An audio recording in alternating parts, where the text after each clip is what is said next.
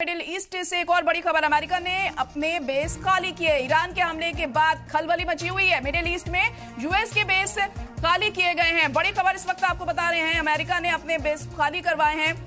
Iran के हमले के बाद खलबली देखने को मिल रहा है। ये तो डरा हुआ है अमेरिका, ये कहना गलत नहीं होगा। भले ही उसने ये अटैक जरूर कर दिया है, खामेनेई की शहादत जरूर हो गई है यहाँ पर, अपने इस मकसद में वो कामयाब जरूर हो गया है, लेकिन डरा हुआ है अमेरिका यहाँ पर। और उससे ये साफ तौर पर नजर आ रहा है जिस तरह से वो अपने एयरबेस खाली करवा रहा है। और एक और बड़ी खबर, ईरान की इजराइल अमेरिका को बड़ी धमकी सामने आई है। ईरान ने साफ कर दिया है कि घुटनों के बल हम ला देंगे अमेरिका को, खून की आखिरी बूंद तक हम लड़ेंगे, ये ईरान ने कहा है।